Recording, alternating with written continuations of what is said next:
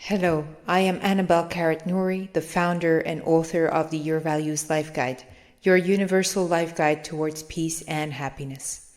Come and find here meaning, enthusiasm, peace, stability, inspiration, motivation, courage throughout all these ideas and stories.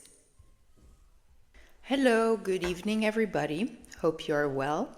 Here it's the evening in London, and I'm very happy to be back for another podcast.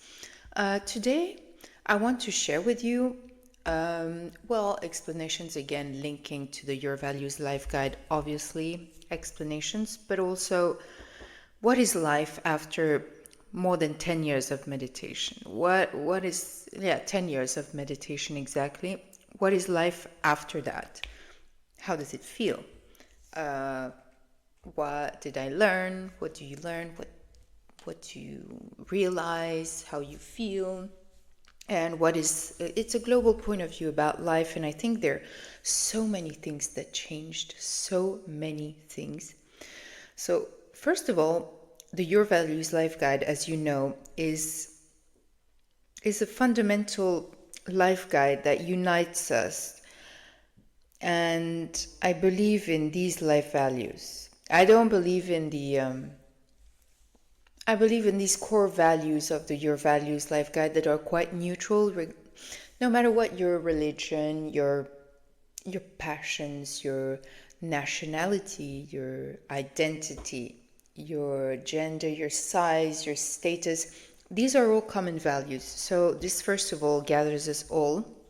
So there is always freedom of speech within this community, I would say. I noticed a lot of.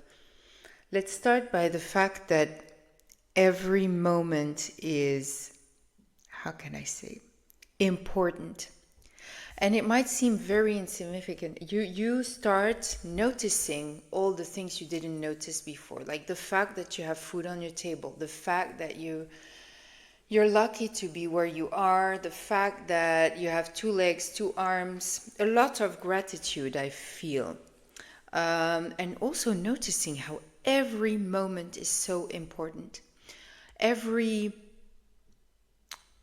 tiny sound you can make, which is yes or no, it's one sound, but it can change your whole life. Saying yes to one thing or no to the same thing completely changes your life. And it's just one sound. And most of those decisions generally are made very young. But then again, I believe at any stage of life, there's so many important decisions to be made. But this just sound that is just 1/2 of a second or 100th of a second can completely change your life. Every person you meet, every piece of food you can eat, every event you go to, every drink you have, every TV show you watch, every book you read, every word you read, and you realize it's so, in 1/2 a second you could have not met that person that changed your life completely. Or everything changes you. You're an accumulation of events, basically. And I think also meditation brought a lot of nervous system regulation. Now, this is something that's very interesting. Somatic, they call it somatic practice. They do somatic yoga. I did this class the other day. It was amazing. You just maybe switch your head, turn your head from left to right very slowly, and you're just being conscious of what's happening, what is the feeling. And it's just being slow on a movement. Every day is so fast these days. We do everything so speed that when we stop, we are incapable of, we feel very uncomfortable because our nervous system is going very fast. And to regulate it, do things slowly. So this taught me a lot during this meditation. Is also somehow a somatic practice. Taught me how to do things slowly, eating slowly. I had eating disorders, bulimia. I was eating super fast all the time. I eat slowly, consciously, And you can eat an apple, you feel full if you eat very slowly. Or a meal, you enjoy all the flavors of the glass of wine. This is how, for instance, I got into wine and sake. I'm passing my WSET. And the pleasure of just enjoying only one glass of wine, but slowly. And taking in all the flavors, you feel completely fulfilled. And taking the time to listen and look around. You don't need to speak or taste anything. You just look around you and you feel how many elements, how much energy there is around you without even doing anything. So the regulation of the nervous system. Also, what's important with meditation is that it opens your hips and your throat with the chakras of the sacral chakra and the throat chakra. This is where the main two places where you stock negative energy. Now, when you meditate in the beginning, I was shaking and sometimes crying, feeling my things opening and having all the negative energy coming out. And when you do this every day, you reset every day, so you have new energy. So without taking energy pills or stuff, I feel more energy after I meditate. Peace, but energy ready to go back. Opening and liberating all the negatives, energy and the tensions accumulated. Because if they do not come out like this, they will come out in diseases. Cancer is a lot of emotions that you stock in. They come out like this, or eating disorders for me, or drinking a lot, addictions, or taking drugs, or having a lot of sex. Sex releases a lot of hip and energy and emotions. Through speaking or speaking out also helps a lot. It's a very healthy way. You have healthy and unhealthy ways, but I believe that obviously meditation is the most peaceful one. And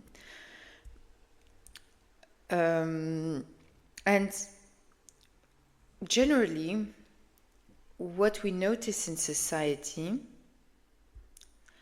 is that generally the people, how toxic the society scheme is that this is more an objective point of view that you see when you start meditating. You realize how toxic society is, because most successful people, CEOs and things, there are a lot of psychopaths, emotionless, violent people, and with no, very greedy and with no, and with a lot of sex energy. They have a lot of needs to have sex, and all of this energy is energy of desire, sex, violence is all the same. Whereas generally people who don't really need to have sex are very, considered weak, no desire, very innocent, very have lack of energy within them, lack of this energy, which is the same with animals, you see. And there is something a bit toxic in a way that it is not organic. Animals still stay organic because they use nature, their muscle, and just fighting for territory, whereas today it's full of and animals, I think, have much more life values than us and respect. So but they only use violence to defend, not violence to exteriorize all this negative energy.